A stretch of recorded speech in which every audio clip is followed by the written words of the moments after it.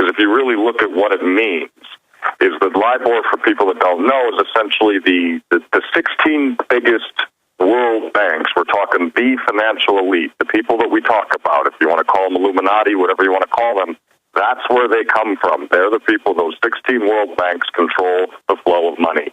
And essentially what they've been doing for the last, we could say 10, maybe 20 years, is essentially fixing the interest rates for their own purpose, meaning that LIBOR is the universally agreed upon interest rate these banks would loan money to each other with. You know, like basically, hey, if this world bank came to this other world bank and said, we're going to give you a loan, this is pretty much what the interest rate would be. That interest rate is used for every other subsidiary interest rate. So if you go back and look at the credit card interest rates, your school loan interest rates, pretty much any interest rate in the majority of the working world kind of bases its interest rates on LIBOR, that number. And if they've been manipulating that number, that means that every subsidiary, every trickle-down interest rate that uses that number to base itself on has been manipulated. Meaning that if you've been paying into a school loan all these years, X amount of dollars on interest, that interest rate wasn't true, which means you've either been paying more than you should have been paying or less, but regardless, you've been paying to a fraudulent number. That shakes the very foundation of capitalism as we know it to its very core. And that is huge. And the amazing thing about it is that they had to, in a settlement, say that they manipulated this and show that they did in order to get through this settlement, Ms. Barkley's settlement. That essentially is court-documented proof that there is a financial elite and that everything that you've been yelling about and that I've been yelling about and everything that us conspiracy theorists have been talking about is true. That there is a ruling class in the world that is controlling how the world works. How they do that is by controlling the money. And that trickles into the drug dealing, like you were saying, Al-Qaeda, governments. They own most of our politicians. They do, so you're probably going to see a lot of slap on the wrist. You're probably going to see some, traitors go to jail and, oh, look, we solved the problem. But it doesn't solve the problem. Because the very essence of the system that we live by, capitalism, that the world lives by, is rigged. And if that system is rigged, then, there's no truth to any system at this. There's no stability to any system that we stand on today. Let's pick up where you left off there. I couldn't say it any better myself. Tyrel Ventura. The worst drought in 50 years continues, and the first 6 months of... All right, we have had Tyrel Ventura just popping in with us to give us an update on Conspiracy Theory, the 3rd season. I hope he's right. Seems to make sense that if they're spending all this time and money still producing the show, that it's going to be even better and they're going to put it out. I hope that's the case. But you were really hitting the bone there. I mean, you had me thinking about, LIBOR. I mean, it's all rigged. Everybody who's been hurt by this has been made to be a plaintiff, and they're getting a slap on the wrist. And every day there's new outrages with the big mega banks engaged in everything you can imagine. And now they're announcing, I'm sure you saw the clip, where they're announcing that mega banks have conquered the world and that world government is here, but that we're lucky to have the mega banks run our life, Tyrel? Oh, no, it's that's the dog and pony show. That's no, you need us in order to survive. Well, no, we don't. We need to restructure the system from the ground up. You guys have run the system into the dirt, and now we need to restructure it because basically you've manipulated and controlled every aspect of our life. And people always say, well, when's world government coming? When is the police state coming? Well, it's already here. You don't need to have you don't need to have razor wire on the corners of your neighborhood if they're controlling what you can and can't do with your financial stability. If they're controlling all that, then you don't need razor wire. No, very well said. When you have a citizenry in constant debt from the moment that they try to get any kind of education and then they get out of college and they're completely, debt-ridden, and that debt that they're paying interest to, if that interest rate is completely fixed, then they're going to be in debt the rest of their lives. And that's indentured servitude. So people ask me, well, when's the police state coming? Well, we're already here. It kind of snuck up on us. You don't need jackbooted thugs on every corner in order to live in a police state when, all you need is control over the money. And that's what they have. And control over travel and checkpoints at key transportation zones and total surveillance and the IRS saying you can't leave the country if they say you owe taxes. Exactly. You know, it's a to me, what's also really fascinating about the LIBOR thing is that you have the 16, elites at the top of the food chain, the top of the pyramid. Well, now the underlings of them lost money on this too.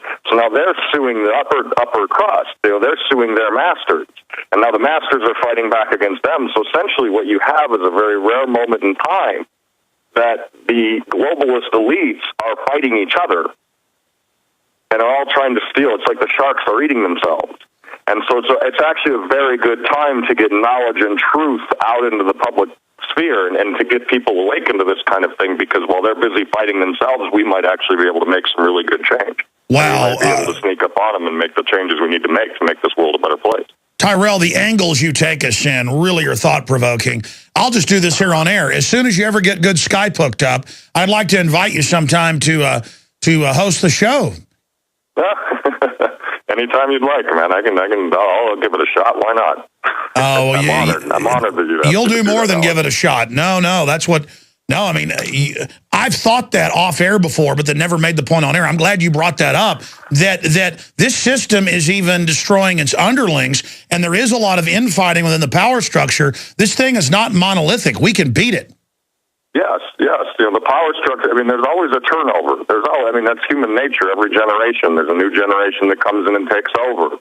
Well, right now you have a fight between the younger generation of elites and the older generation of elites. The older are getting older. They're trying to hold on to power. The young generation's trying to come up. That's the perfect opportunity for all us who've been affected by them to sneak in and make our change. I agree. We've only got 1 minute. Not violently. You don't need to do that violently. You can beat them mentally. You can beat them through art. You can beat them through culture. You can beat them through education, demanding the right education. I agree. We've only got about. You win these wars.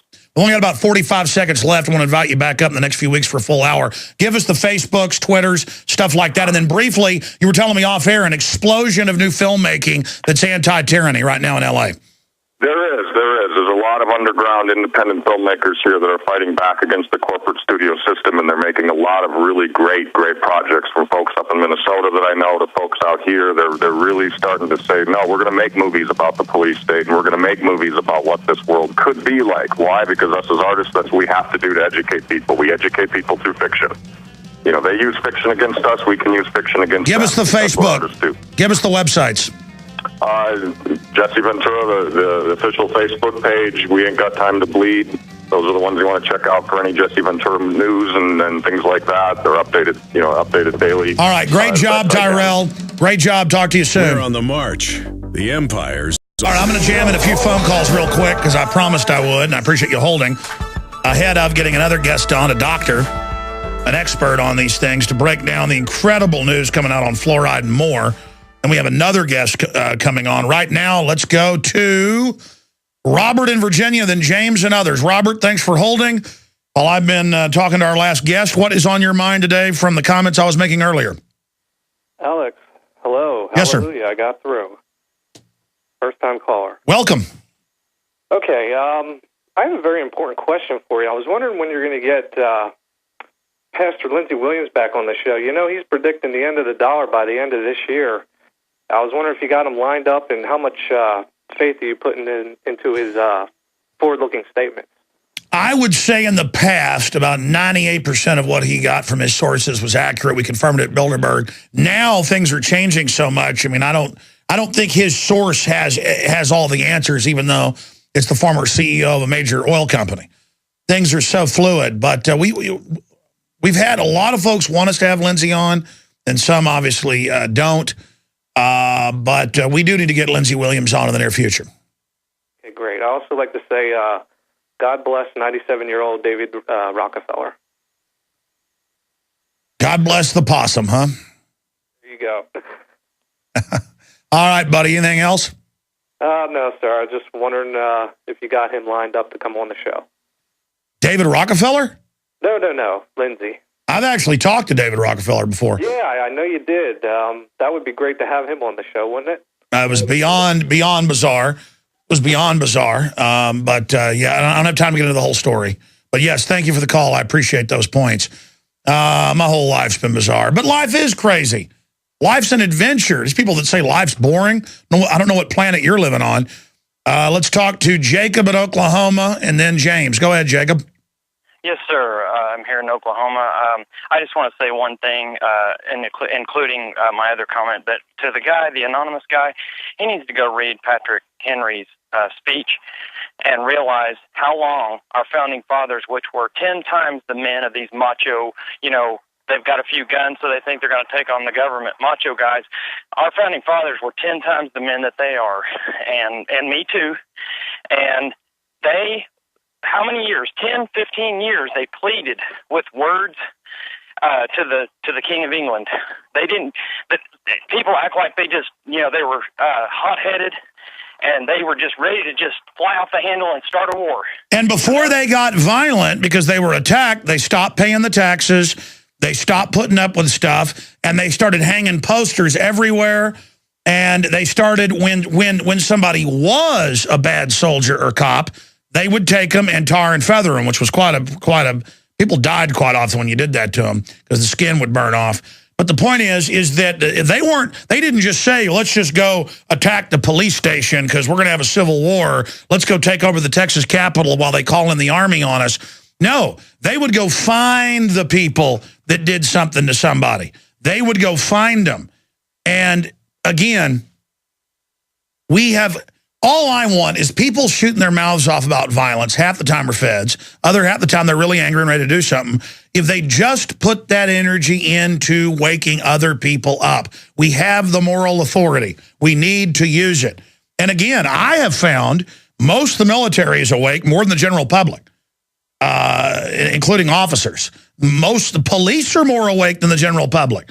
Let me tell you, our problem is going to be the general public. If things collapse, we're going to be asking for troops on the streets. And again, they engineered it that way, but we don't just need to, if they have troops on the streets, go out and have a war with them. We need to explain, hey, these troops were put in this position, trained over the last decade for the banker collapse they've implemented. We've got to get the truth out of what happened.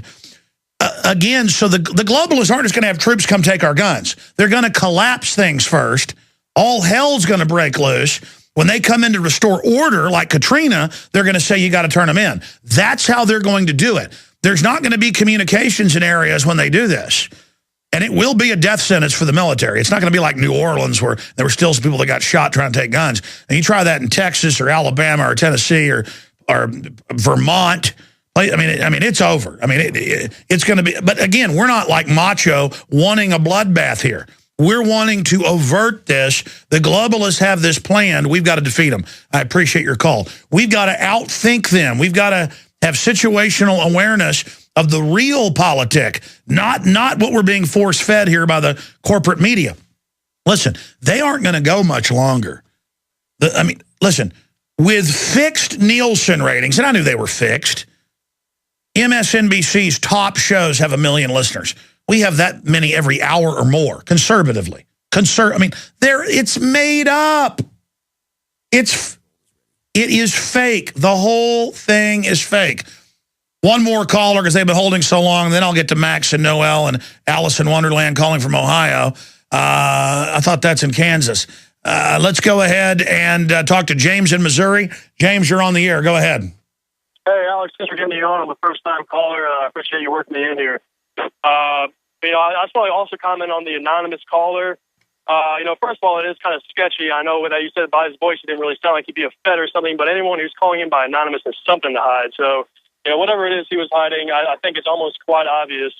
But, we're not at that point yet. We're not ready for that. There's a reason that the First Amendment came before the Second Amendment, because our founding fathers knew the steps that would be needed to fight against this tyranny. We have to exhaust every other step, and then we have to have the courage to start identifying who the occupiers and the collaborators are publicly, and that's not a safe job. Again, folks, identify the globalist. Call them out. Call for their arrest. There are good judges and